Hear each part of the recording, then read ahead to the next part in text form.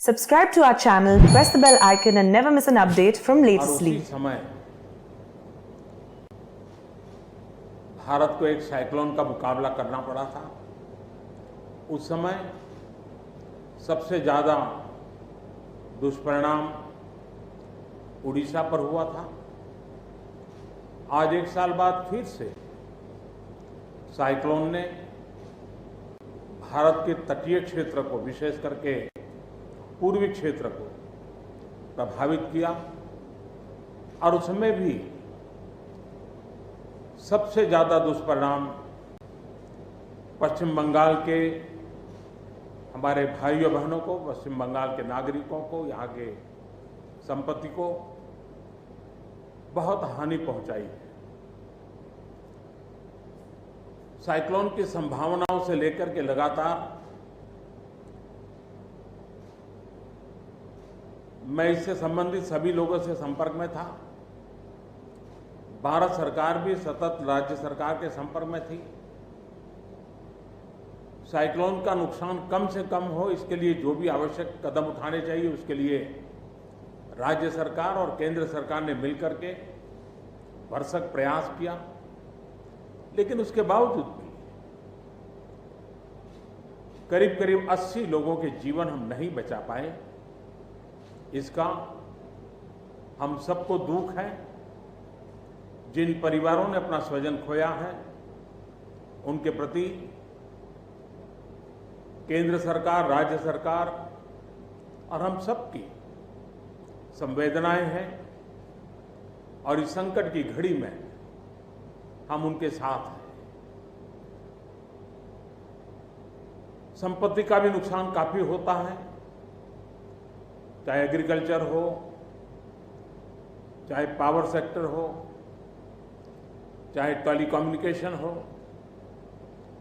चाहे घरों का उजड़ जाना हो, अनेक प्रकार का, चाहे वो इंफ्रास्ट्रक्चर का हो, चाहे व्यापार जगत से लोग जुड़े हुए हो, चाहे खेती क्षेत्र से जुड़े हुए, हर किसी को नुकसान होता है।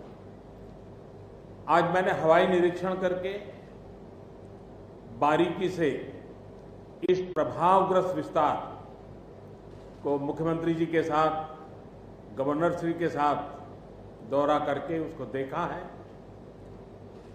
अभी राज्य सरकार ने और मुख्यमंत्री जी ने विस्तार से मेरे सामने जो भी प्राथमिक आकलन है उसका ब्यौरा दिया है।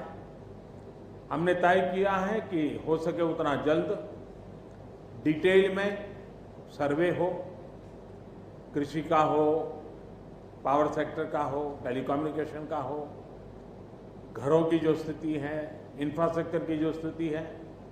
केंद्र सरकार की तरफ से भी तत्काल एक टीम आएगी और वो टीम इन सभी क्षेत्रों में सर्वे करेगी और हम मिल करके रिहेबिलिटेशन हो, रिस्टोरेशन हो, रिकंस्ट्रक्शन हो, उसकी व्यापक योजना बना करके बंगाल की इस दुख की घड़ी में हम पूरा साथ देंगे, सहयोग देंगे और बंगाल जल्द से जल्द खड़ा हो जाए, बंगाल जल्द से जल्द तेज गति से आगे बढ़े, इसके लिए भारत सरकार कंधे से कंधा मिला करके काम करेगी और जो भी आवश्यकताएं होगी उन आवश्यकताओं को पूर्ण करने के लिए भारत सरकार के जो भी नीति नियम है उसका पूरी तरह उपयोग करते हुए पश्चिम बंगाल की मदद में हम खड़े रहेंगे।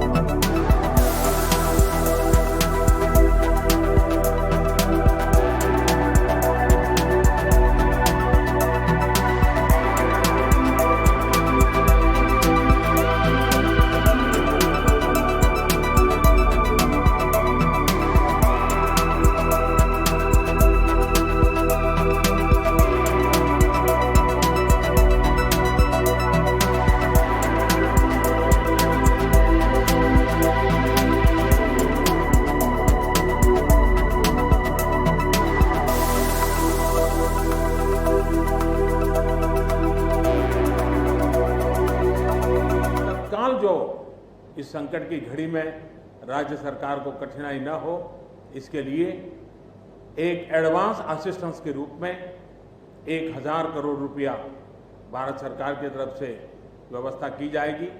साथ साथ जिन परिवारों ने अपने स्वजन खोए हैं, उन परिवारों को प्रधानमंत्री राहत कोष से 2 लाख रुपया और जिन लोगों को इंजरी हुई है उनको 50,000 रुपये तक की सहायता देने का भी हम प्रधानमंत्री राहत कोष से करेंगे। पूरी दुनिया एक संकट से जूझ रही है। भारत भी लगातार कोरोना वायरस के खिलाफ लड़ाई लड़ रहा है। कोरोना वायरस की लड़ाई में जीतने का मंत्र और साइक्लोन में जीतने का मंत्र दोनों पूरी तरह एक दूसरे के ऑपोजिट है। कोरोना वायरस से लड़ने का मंत्र है जो जहां है वहीं रहे, जरूरत नहीं हो तब तक घर से बाहर न निकले और जहां भी जाए 2 गज की दूरी बनाए रखे। लेकिन साइक्लोन का मंत्र है कि साइक्लोन आ रहा है, जल्दी से जल्दी सुरक्षित स्थल पर आप शिफ्ट कर जाइए, वहां पर पहुंचने का प्रयास कीजिए, अपना घर खाली कीजिए। यानी दोनों अलग अलग प्रकार की लड़ाइयां एक साथ पश्चिम बंगाल को लड़नी पड़ी है। लेकिन उसके बावजूद भी ममता जी के नेतृत्व में राज्य सरकार ने भरसक प्रयास किया है। भारत सरकार ने भी लगातार उनके साथ रह करके इस संकट की घड़ी में जो भी आवश्यक, जो एडवांस में करने योग्य था, जो उसी समय करने का योग्य था और जो आगे दिनों के करने की आवश्यकता है, उसको भी पूरा करने का हम प्रयास करेंगे।